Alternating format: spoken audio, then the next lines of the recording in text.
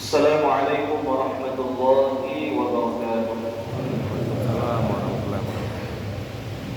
Alhamdulillahi rabbil alamin. Wa afdalus salati wa atammut taslim ala sayyidina Muhammadin wa ala alihi wa ashabihi ajma'in. Amma ba'd. Allahumma akhrijna min dhulumatil wahmi وأكرمنا بنور الفهم وافتح علينا بمعرفة العلم وسهل أخلاقنا بالحلم واجعلنا من الذين يتبعون القول فيتبعون أحسنه. اللهم اجعل جمعنا هذا جمعا مرحوما وتفرقنا من بعده تفرقا معصوما ولا تجعل فينا ولا بيننا شقيا ولا محروما. آمين آمين آمين يا رب العالمين. Ma'asyiral muslimin, sidang jamaah subuh yang dimuliakan oleh Allah Subhanahu wa taala. Bersyukur kita kepada Allah dengan mengucapkan alhamdulillahi rabbil alamin. Dan bersalawat kita kepada Nabi besar Muhammad sallallahu alaihi wasallam dengan lafaz Allahumma salli ala sayyidina Muhammad wa ala alihi wa ashabihi ajma'in. Kaum muslimin wal muslimat yang dimuliakan oleh Allah Subhanahu wa taala. Salam ta'zim kami kepada Imam Syekh Masjid Baitul Mukminin serta Ketua BKM dan seluruh jajaran pengurusnya, kepada seluruh jamaah tetap imam rawatib di masjid yang mulia ini. Begitu juga salam ta'zim kami kepada guru kami Al-Ustaz Zul Arafah, mudah-mudahan Allah panjangkan umur ketaatannya. Begitu juga ta'zim kami kepada seluruh penasihat Arafah, baik yang muda maupun yang dewasa. Terkhusus juga kepada imam kita, imam yang datang dari jauh hari ini telah menjadi bagian daripada kita, Syekh Taufik. Barakallahu fikum ya Syekh, lillahi darrukum. Mudah-mudahan Allah panjangkan juga umur ketaatannya. Jamaah kaum muslimin wal muslimat, sidang jamaah subuh tidak dapat kami sebutkan satu persatu. Mudah-mudahan kita semuanya hamba Allah yang mukminin, yang salihin. Amin amin ya rabbal alamin. Ma'asyiral muslimin rahimakumullah, di awal tausiah ini kami ingin menyampaikan sesuatu yang telah kami rasakan bertahun-tahun lamanya semenjak awal mula bergabung, hadir, ikut membersamai jamaah Arafah. Waktu itu kami ingat pertama kali salat bersama suku Arafah itu di Masjid Ar-Rahman Merwati. Waktu itu adalah pertemuan pertama kali kami dengan Ustaz Jul Arafah. Tak pernah kenal sebelumnya. Hari itu menjadi akrab dan kami ingat sekali awal mula pembicaraan kami itu dengan berbahasa Arab. Karena kebetulan kami mengajar di satu kampus, memang dari A sampai Z-nya bahasa Arab. Lalu nggak tahu kenapa Ustaz Jul malah ngajak langsung berbahasa Arab, ingin praktek ilmu yang pernah beliau dapatkan selama belajar di pesantren Darul Arafah. Dan Masya Allah, itu sangat menarik bagi kami. Jadi semenjak itu kami ikut jamaah Arafah. Mungkin kita sebagian di sini sudah mengenal satu sama lain. Dan hari ini adalah sebuah kemuliaan yang Ustaz Zul Arafah berikan. Kami itu naik ke atas mimbar menjadi penceramah, menjadi pengisi tausiah, yang biasanya hanya sebagai jemaah biasa, sebagai makmum, terkadang sesekali diajak menjadi imam. Hari ini adalah sebuah kemuliaan dan kami maknai ini adalah sebuah niat daripada seorang Ustaz Zul Arafah mengangkat seorang anak muda. Kami hari ini belum lagi kepala tiga, Bapak dan Ibu sekalian. Namun saya berikan kesempatan yang luar biasa bagi anak muda untuk menyampaikan kemampuannya, bakatnya barangkali, dan pada hakikatnya ini sebenarnya kami maknai bukan bakat, melainkan keinginan dari dalam hati sebagai seorang mukmin untuk mengamalkan perintah Allah, wa tawassaw bil haqq wa tawassaw bis sabr, yaitu orang-orang yang senantiasa mewasiatkan, menasihati satu sama lain bil haqq, yaitu menasihati dengan kebenaran, begitu juga dengan kesabaran. Ada 3 filosofi ma'asyiral muslimin daripada jamaah Arafah ini. Apa filosofi itu? Yang pertama adalah Arafah ini kalau kita lihat dari segi bahasa Arab, dia itu berasal dari kata Arafa ya'rifu.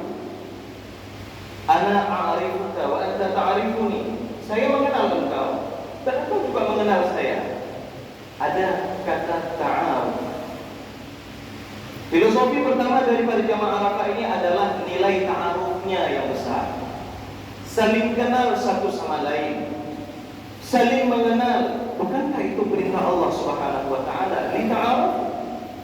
Allah ciptakan kita ini semuanya memang dari sejak Nabi Adam, kemudian keturunan daripada Nabi Adam. Ada berapa anak Nabi Adam? Ada 20. Ada 20, dan nanti kita akan ceritakan beberapa atau 2 orang daripada anak Nabi Adam alaihissalam, sampai nanti Nabi Idris, Nabi Nuh, sampai ke bawahnya. Dan dari Nabi Nuh itu ada nanti 3 yang menjadi, kita katakan, bapak bangsa. Ada Sam, Ham dan Yafes, itu peradaban. Semuanya ada kulit hitam, ada kulit putih. Itu turun dari keturunan Nabi Nuh alaihissalam sampai ke Nabi Ibrahim, Nabi Ismail dan Nabi Ishaq, turun sampai Nabi Muhammad, sampai kita hari ini, sampai akhir zaman. Ma'asyiral muslimin rahimakumullah, kita ini bersaudara. Allah ciptakan bangsa. Dulu di zaman Nabi ada yang terkenal sekali, bangsa Rum namanya. Ada bangsa Persia, ada bangsa Yunani, ada bangsa India, ada bangsa Cina dan lain sebagainya. Tujuannya diciptakan Allah Subhanahu wa taala oleh Allah. Kita semuanya ini dengan bersuku-suku, berbangsa-bangsa. Ada yang kulit hitam maupun kulit coklat, maupun sawo matang atau kuning langsat, atau ada yang putih. Semuanya diciptakan oleh Allah Subhanahu wa taala li ta'aruf, untuk saling kenal mengenal. Dan biasanya satu kebersamaan yang kita rasakan di jamaah Arafah ini adalah ketika kita nanti selesai melaksanakan atau mendengarkan tausiah, kita akan salam-salaman, kita akan berfoto bersama, nanti akan duduk sesuai dengan mungkin nanti ada kue atau semacamnya, kita akan duduk saling berinteraksi, dan itu semuanya adalah nilai ta'aruf ma'asyiral muslimin. Dan itu menjadi langkah awal, tahapan awal terwujudnya al-ukhuwatu al-islamiyah. Al-ukhuwatu al-islamiyah itu persaudaraan, bukan persaudaraan hanya sesama muslim, tetapi al-ukhuwatu al-islamiyah adalah persaudaraan yang didasari atau didasarkan, fondasinya adalah Islam. Bahkan terhadap kaum non-muslim, ma'asyiral muslimin rahimakumullah, kita juga berlaku adil kepada mereka. Kita juga berbuat baik kepada mereka. Kita juga boleh memberikan hadiah, namun tidak dalam momentum milik mereka. Itu adalah sebuah al-ukhuwah al-islamiyah. Bahkan nanti ada istilah al-ukhuwah yang lain. Ada ukhuwah bersyariah. Semua manusia semuanya bersaudara. Karena kenapa? Ukhuwah bersyariah. Kita lahir keturunan daripada seorang nabi, yaitu Nabi Adam bersama istrinya Siti Hawa. Ada yang disebut juga al-ukhuwah al-wataniyah. Kita ini bersaudara. Memang Anda non-muslim, atau mungkin Anda tinggal di satu tempat, di satu pulau, di satu daerah, namun kita adalah saudara sebangsa, saudara senegara. Apalagi kita hari ini, semua dikumpulkan kita. Hari ini kita berposisi di Banda Aceh, maka semua kita juga adalah bersaudara. Apalagi kita melaksanakan sholat subuh secara bersama-sama. Ta'aruf adalah langkah awal terwujudnya al-ukhuwah al-islamiyah. Memang ada tangga-tangga selanjutnya hingga terwujudnya ukhuwah Islam yang begitu mantap dan sempurna. Ada yang dinamakan dengan setelah at-ta'aruf, ada yang disebut dengan at-tafahum. Dari awal tangga pertama adalah ta'aruf, kita sudah saling kenal mengenal. Anda dari kampung Bulan, saya dari kampung sana. Kita sudah mengenal. Bahkan saya sudah kenal, oh asalnya dari sini, berarti oh ini satu nenek kita. Jadi sudah mengenal. Setelah kita sudah mengenal, maka terjadilah at-tafahum, saling memahami satu sama lain. Saling memahami satu sama lain. Maknanya apa? Ketika sudah saling memahami satu sama lain, terjadinya tafahum, maka tidak ada lagi iri hati, tidak ada lagi marah-marahan, tidak ada lagi jauh-jauhan, tidak ada lagi bentrok, tidak ada lagi namimah, adu domba. Karena kenapa? Kita sudah mengerti. Yang terjadi ada dengki, hasad, iri hati, ada fitnah. Itu ketika dia belum sampai pada derajat tafahum, baru cuma dita'aruf saja, sudah kenal, oh nggak beres orangnya, kemudian banyak hasad dengki yang terjadi. Itu yang kedua, tafahum. Maka ketika level tafahum sudah terpenuhi, naik ke level selanjutnya apa? At-ta'awun. Setelah kita mengenal, setelah kita saling memahami, saling mengerti satu sama lain, dan nanti kita ditanya, apakah orang dia ini pengertian orangnya? Kalau dia pengertian, berarti dia sudah sampai ke derajat tafahum. Yang ketiga adalah at-ta'awun, wa ta'awanu 'alal birri wat taqwa, saling tolong menolong, bahu membahu, bantu membantu. Kalau ada yang susah, dia mau bantu. Masyaallah muslimin rahimakumullah. Ada saudara kita hari ini datang dari Palestina. Coba kita lihat di sana, saudara-saudara kita sulit, susah di kota Gaza dan kota-kota yang lain. Masyaallah muslimin rahimakumullah. Ketika kita ingin membantu mereka, maka itu adalah al-bir wa taqwa. Itu adalah kebaikan dan ketakwaan. Masyaallah muslimin rahimakumullah. Tolong menolonglah satu sama lain. Jika nanti ada salah satu atau tetangga kita yang memiliki kekurangan atau dia memiliki hajat, maka tunaikanlah hajatnya. Itu adalah dari bagian dari bab at-ta'awun. Itu yang ketiga. Yang keempat apa? Setelah terjadi atau setelah sempurnanya nilai ta'awun, yang kelima adalah at-takaful, saling menanggung beban. Ini katanya saling menanggung beban, bukan satu orang menanggung beban yang lain, sementara yang dianya ini tidak menanggung beban, saudara kan tidak. Takaful. Dan sehari-hari ini sudah ada di gerakan-gerakan kafalah. Apa maksud daripada gerakan kafalah itu? Kafalah itu menanggung beban orang lain.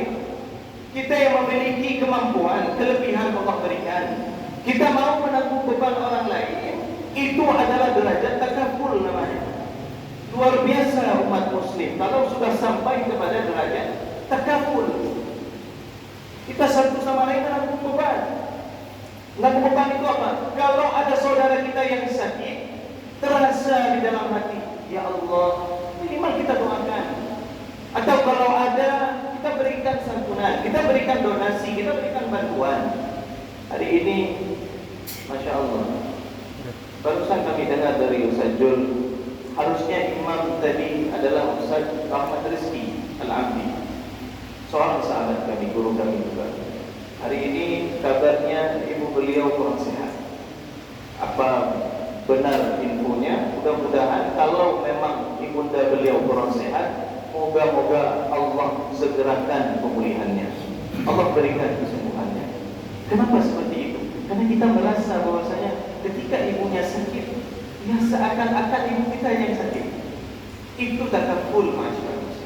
Ada muncul rasa di dalam hati. Lebih besar lagi apa? Ketika kita mau membantunya. Karena kenapa? Sudah lewat kita level ta'awun tadi. Takaful itu hanya ketika kita merasa menanggung beban, lalu kita tinggal beraksi saja. Rasulullah kan seperti itu. Laqad ja'akum rasulun min anfusikum azizun 'alaihi ma 'anittum harisun 'alaikum bil mu'minina raufur rahim. Telah diutus untuk kalian Rasul, seorang nabi, seorang utusanku, kata Allah Subhanahu wa taala, min anfusikum, itu dari kaum kalian sendiri, bukan orang lain. Yang berdakwah di Aceh gitu, kalau kita artikan ini, itu bukan orang jauh, orang kita sendiri juga. Jadi kalau orang sendiri, orang Asolo ini kan lebih merasa bahwasanya memang lahir dari rahim kota itu. Azizun 'alaihi ma 'anittum. Rasulullah ini memiliki aziz. Aziz ini bukan ketika ada seorang nama Abdul Aziz, berarti hamba Allah yang maha perkasa. Bukan aziz ini yang dimaksud, bukan perkasa yang dimaksud, namun aziz ini berat bagi Rasulullah. 'Alaihi ma 'anittum, apa yang kalian rasakan. Wahai Quraisy, Nabi Muhammad ini merasakan apa yang kalian rasakan. Apa yang ditanggung beban oleh Rasulullah. Ketika orang Quraisy ini sudah diajak untuk masuk ke dalam agama Islam, diajak untuk beriman, mereka tak mau. Itu menjadi beban bagi Rasulullah. Bebannya bagaimana? Bagaimana apabila mereka nanti masuk ke dalam neraka? Orang-orang Quraisy, kaum Nabi sendiri, rela tidak Rasulullah? Tidak rela. Bahkan Abu Thalib, paman kesayangan Rasulullah, diangkat ini wafat bersamaan juga dengan istri tercinta Rasulullah SAW, Siti Khadijah binti Khuwailid, wafat. Maka Rasulullah SAW kala itu merasakan kesedihan yang luar biasa. Masyarakat muslimin rahimahullah, takaful itu menanggung, saling menanggung beban. Bukan kita saja menanggung beban orang, orang juga merasakan akan beban yang kita rasakan. Itu yang keempat, masyarakat muslimin. Yang kelima apa? Yang kelima adalah al-ithar. Ketika menanggung beban sudah terpenuhi, sudah sempurna, sudah tercapai, derajat seterusnya setelahnya yaitu derajat tertinggi. Bahkan kami ingat salah satu ulama hikmah memberikan kata-kata terhadap kata ithar. Ithar ini di dalam Al-Quran ada di surat Al-Hasyr. Wa yu'thiruna 'ala anfusihim walau kana bihim khasasah. Mereka mengutamakan atas kebutuhan mereka sendiri, walau kana bihim khasasah, padahal mereka itu butuh. Siapa mereka? Orang-orang Ansar, Ahlul Madinah, kaum muslimin di kota Madinah. Ketika datang orang muhajirin hijrah dari Makkah ke kota Madinah, mereka rela memberikan sesuatu yang bahkan mereka butuh akan sesuatu itu. Itu ithar. Dikatakan oleh seorang ulama, al-ithar min a'la darajatil jud wal karam. A'la, atau bahkan dikatakan min a'lal iman, tingginya iman seseorang, atau level tertinggi dari sifat kedermawanan. Level tertinggi itu adalah al-ithar. Kalau memberi saja dalam keadaan lapar kan sudah saja. Ada uang 50, kita berikan 20, enggak? Tapi 50 itu sedang butuh kita. Tapi lewat seorang saudara kita, kemudian kita rela berikan 50.000 itu padahal kita sedang butuh. Kita berikan kepada orang tersebut, pada hakikatnya itu adalah al-ithar. Itu yang harus kita wujudkan mulai hari ini. Dan kalau itu sudah terwujud, Masya Allah, Alhamdulillah, kita sudah mencapai di derajat kelima, di lantai atau anak tangga kelima daripada terwujudnya al-ukhuwatu al-islamiyah. Nanti ada satu contoh daripada ithar. Apa contoh itu? Pada perang Yarmuk, satu peperangan yang luar biasa terjadi. Peperangan Yarmuk ada satu kisah yang sangat memilukan kala itu, tapi memberikan satu pelajaran yang luar biasa. Apa itu? Dia tidak ingat namanya. Ada seorang, katakanlah seorang paman. Ia berjalan memasuki ke area peperangan, karena pada kala itu peperangan sudah selesai. Nanti ada beberapa yang tumbang, ada beberapa yang sudah cedera, ada yang sudah syahid wafat. Ada seorang paman ini, dia menenteng setimba air atau segayung air.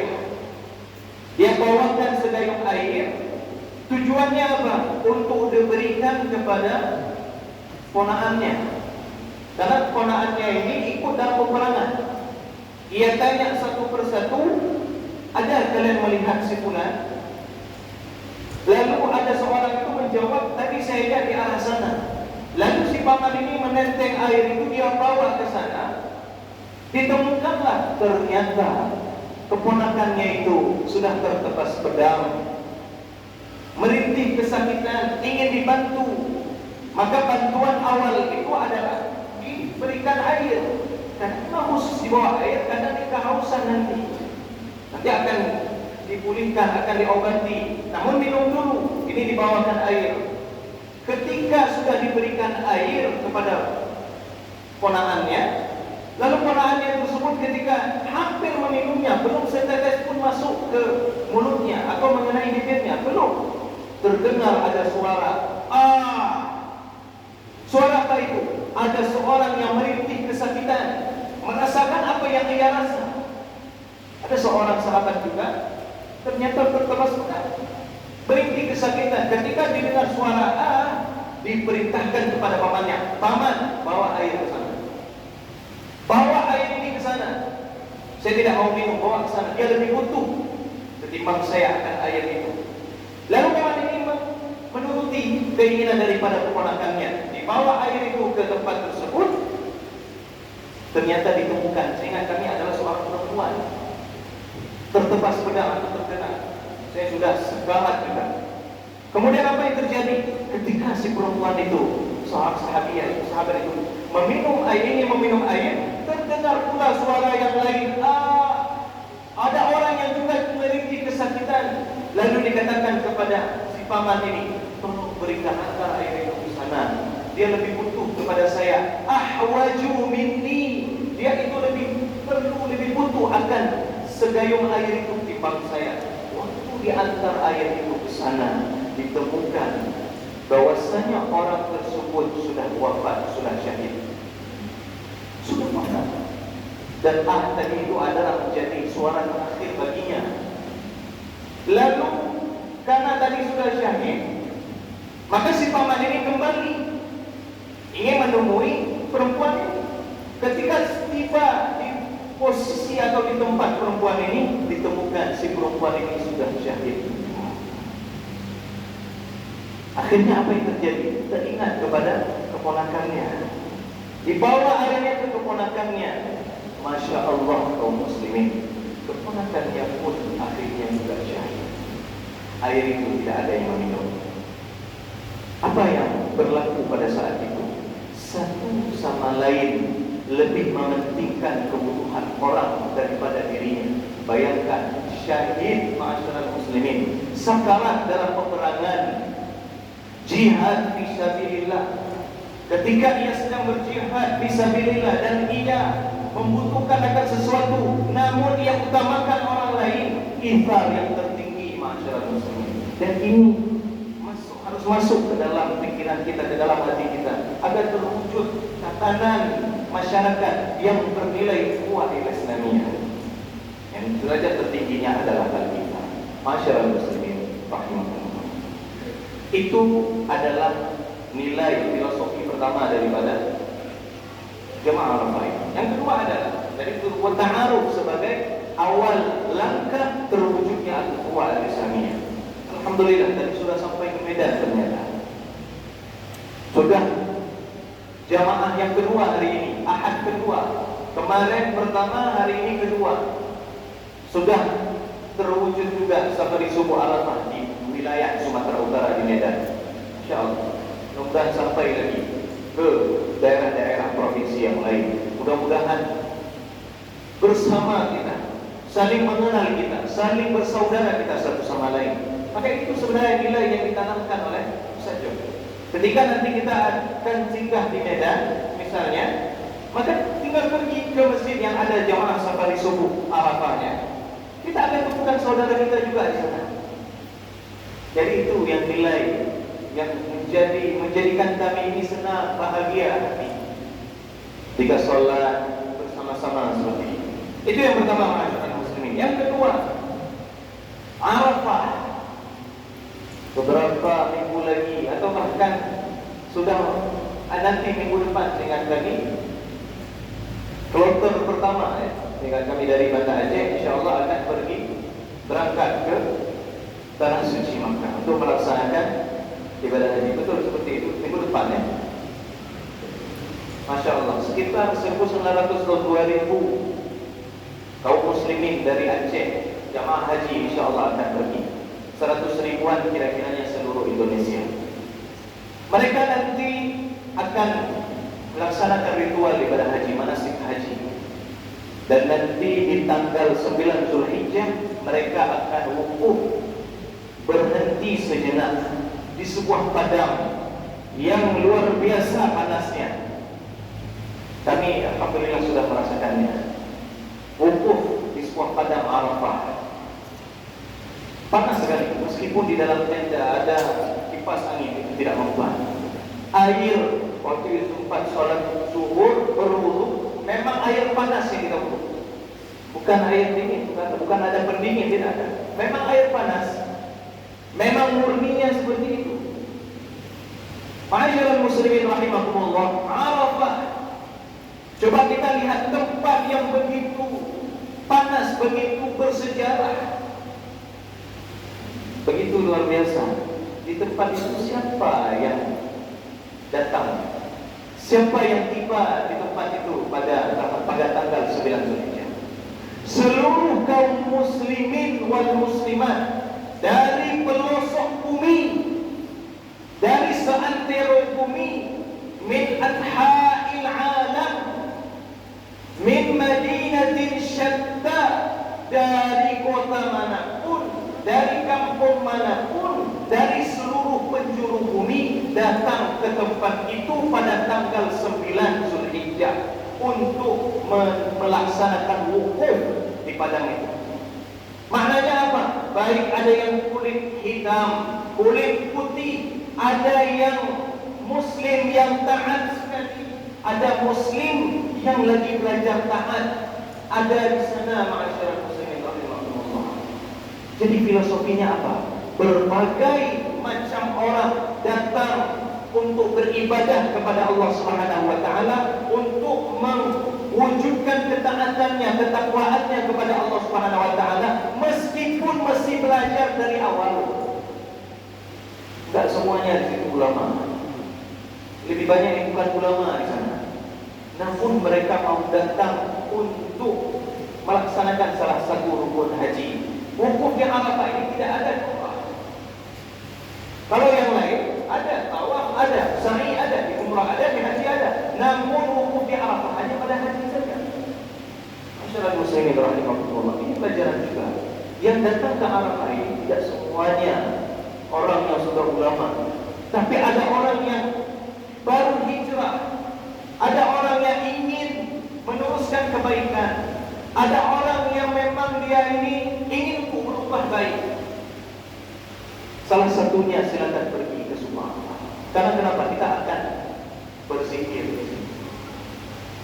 La ilaha illallah al-malikul haqqul mubin Muhammadur Rasulullah Sadiqul wa'dil amin.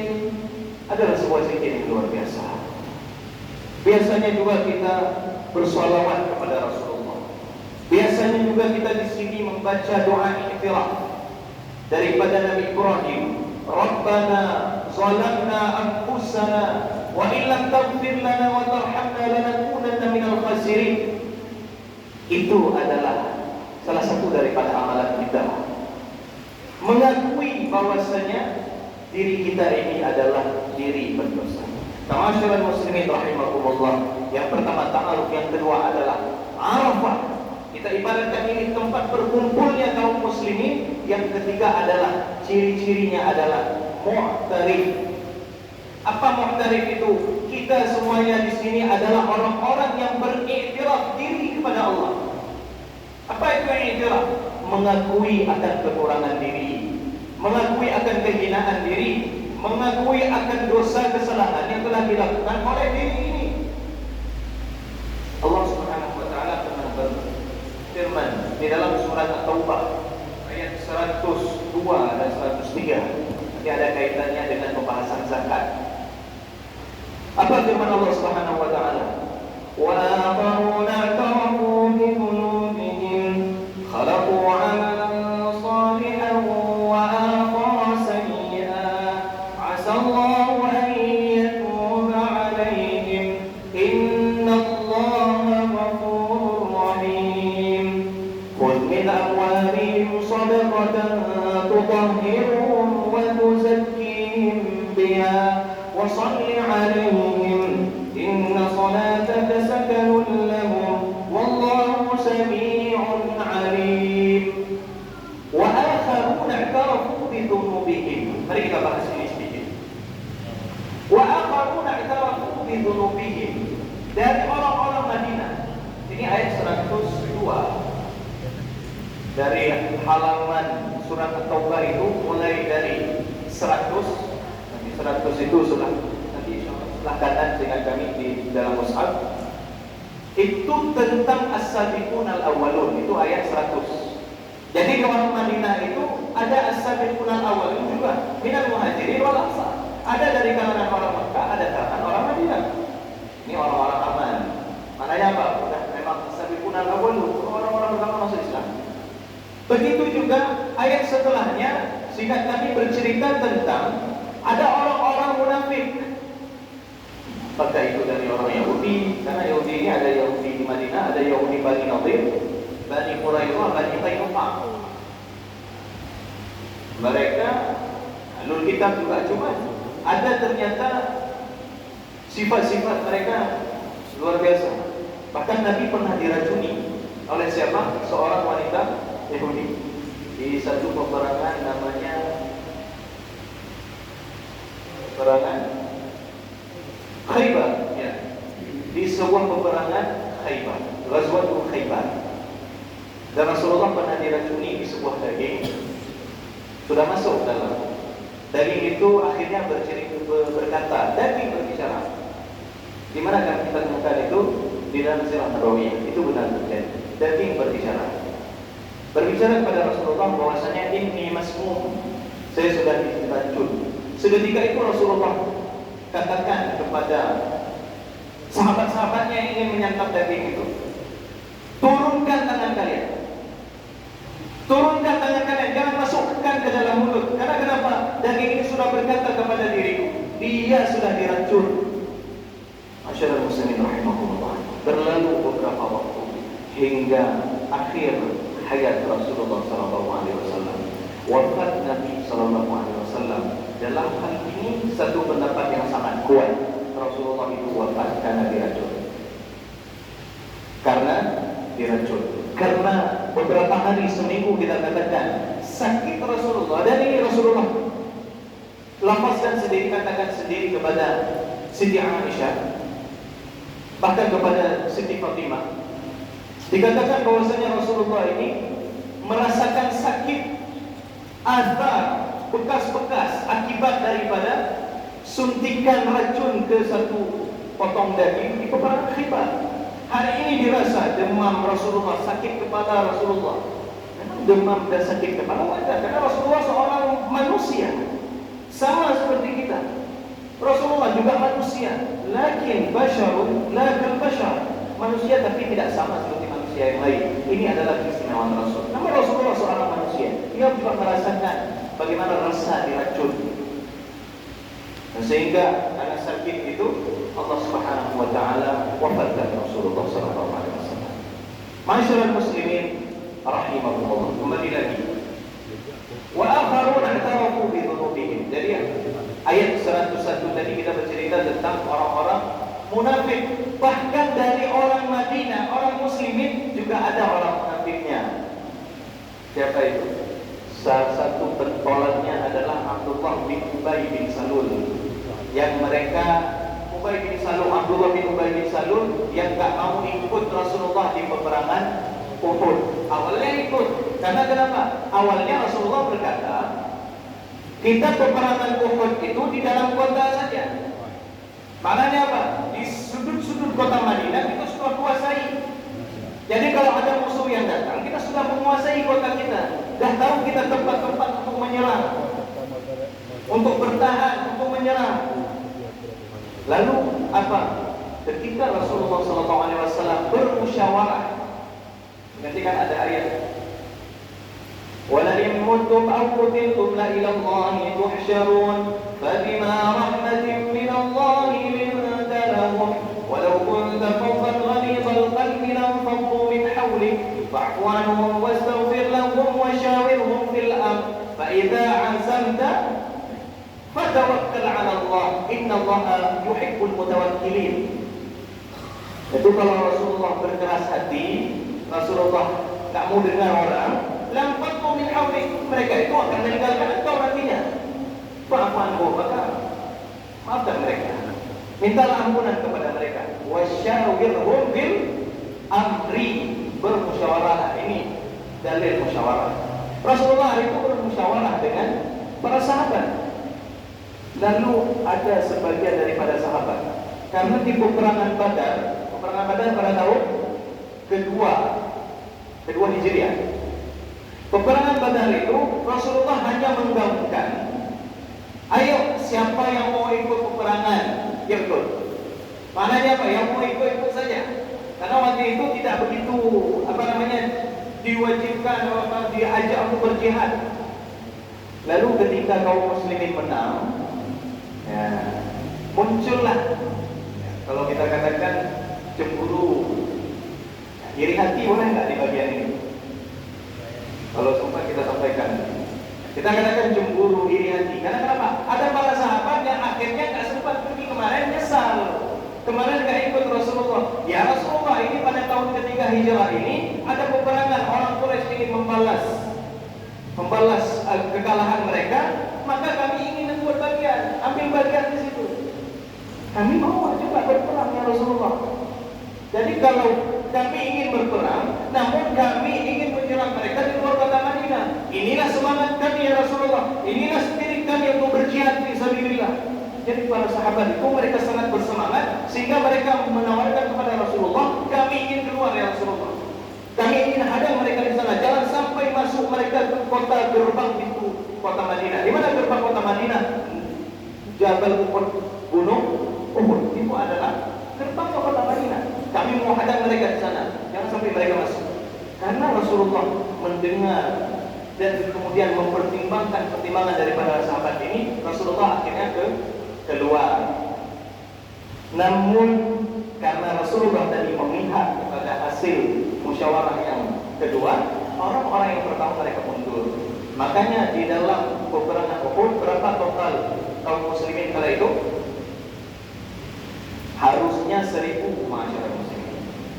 Harusnya 1.000, namun sepertiganya mundur. Itu yang pimpin sepertiganya itu Abdullah bin Ubay bin Salul. 300 orang mundur. Hingga sisa 700. Sebenarnya menang, cuman akhirnya ada, saya katakan, satu nafsu yang muncul dari para sahabat di puncak gunung itu, mereka akhirnya turun, padahal peperangan belum total, belum tuntas dengan selesai. Masyaallah muslimin rahimahullah, kita tidak menceritakan itu secara detail, hanya bagian-bagian ibrah yang bisa kita ambil. Masyaallah muslimin rahimahullah. Jadi ada orang-orang munafik dan ada juga orang-orang yang i'tarafu bi dzunubihim. Insyaallah 5 menit lagi insyaallah kita selesaikan. Orang-orang yang i'tarafu bi dzunubihim. Selain dalam kota Madinah ini ada orang yang beriktiraf diri. Iktiraf diri ini apa? Iktiraf diri ini mengakui akan kesalahan diri, dosa diri. Jadi ternyata dari orang Madinah itu ada orang yang mengakui kesalahan dirinya, namun mereka ada satu amalan yang mereka lakukan. Maksudnya dalam kebaikan yang mereka lakukan, ternyata ada juga keburukan yang mereka lakukan.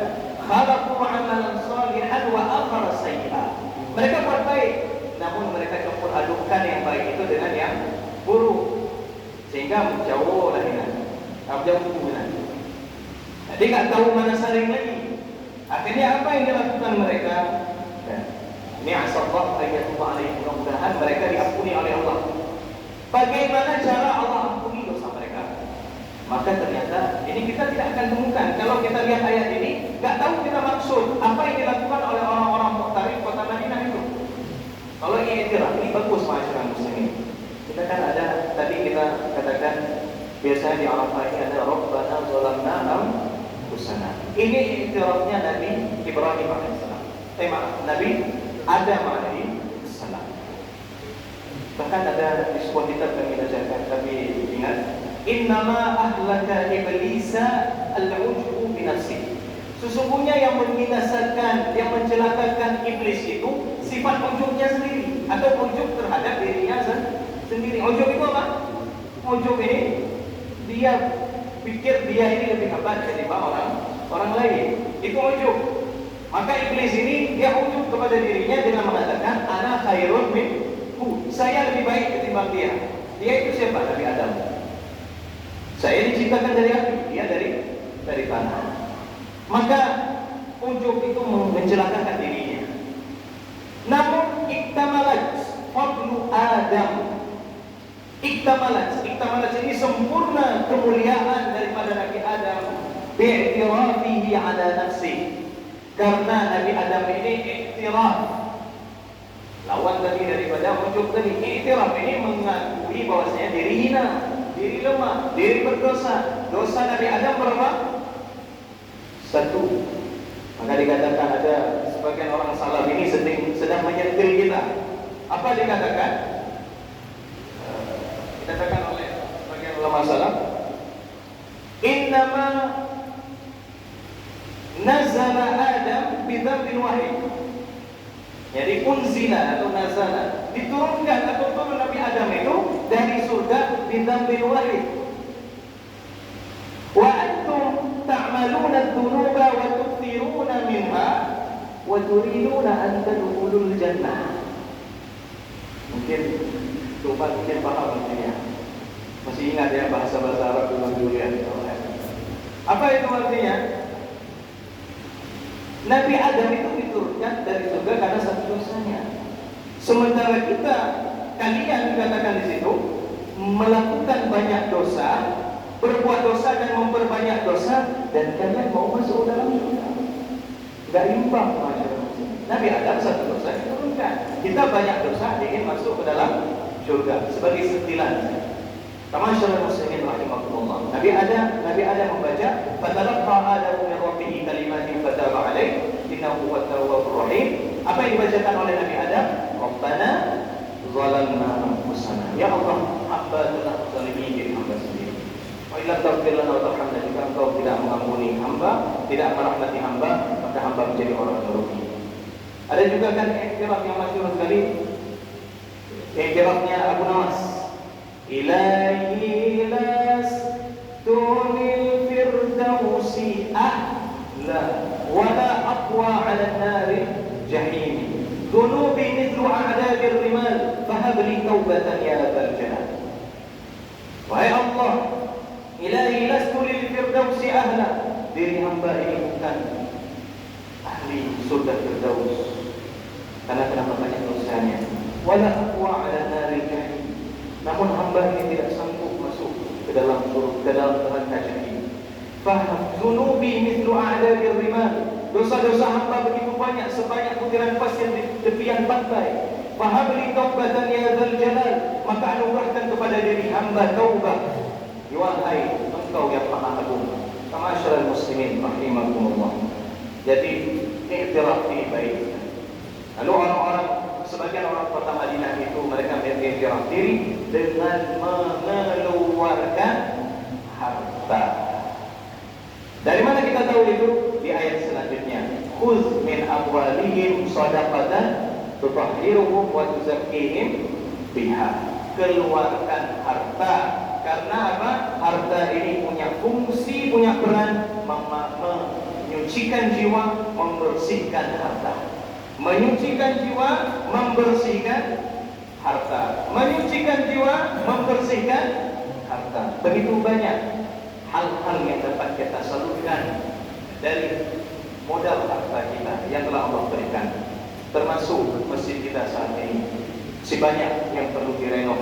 Maka berikan harta yang dapat kita berikan, dan itu menjadi bagian daripada iktiraf diri kita sehingga Allah Subhanahu wa taala terima taubat kita. Di pagi dua malaikat berdoa, Allahumma a'ti mumfikan khalafa, Allahumma a'ti mumsikan talafa. Satu malaikat berdoa, ya Allah berikanlah kepada orang yang berinfak khalafa, gantinya yang lebih baik.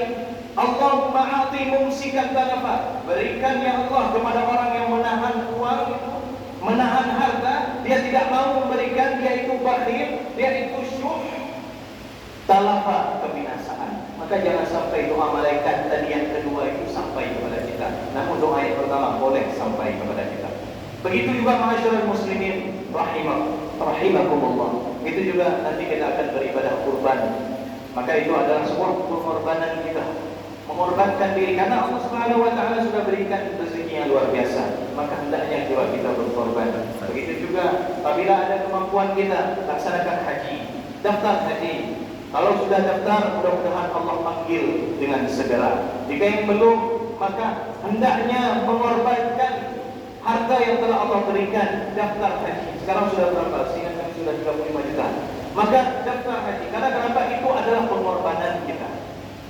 Dan pengorbanan itu mestilah berasal daripada sesuatu yang halal. Innallaha thayyibun la yaqbalu illa thayyiban. Allah itu maha suci dan Allah tidak menerima, tidak mengabulkan bahkan doa seorang hamba kecuali thayyiban. Itu berdasarkan dari sesuatu yang suci, apa yang dia makan yang halal, yang baik, apa yang dia minum, apa yang dia pakai, maka itu semuanya menjadi sebab, salah satu sebab akan diterimanya doa kita, akan diterima pula amal kita oleh Allah Subhanahu wa taala. Masyaallah muslimin rahimakumullah.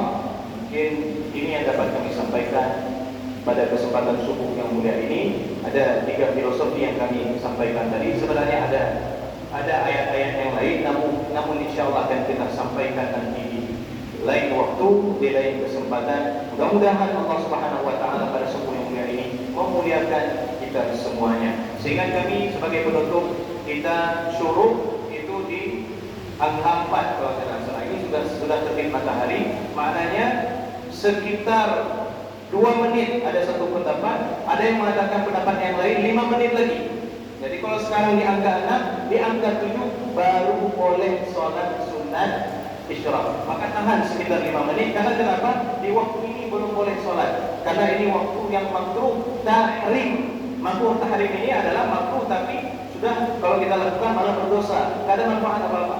Jadi ini perlu ilmu daripada kita. Setelah subuh tidak ada kita melaksanakan sholat sunat mutlak, tapi kalau sholat sunat wudu kita mengambil wudu boleh, karena itu ada sebabnya.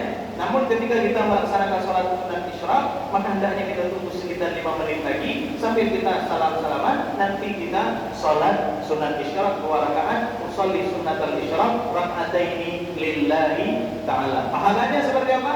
Pahalanya ka'ajri hajjatin wa umratin tamah. Secara sempurna pahala haji dan umrah. Meskipun kita belum sampai ke haji, Allah berikan kita pahala haji dan umrah sekalian. Masyaallah muslimin rahimakumullah. Mohon maaf atas segala kekurangan. Umusini wa iyyakum bi taqwallah. Terima kasih atas segala perhatian. Wassalamualaikum warahmatullahi wabarakatuh. Waalaikumsalam warahmatullahi wabarakatuh.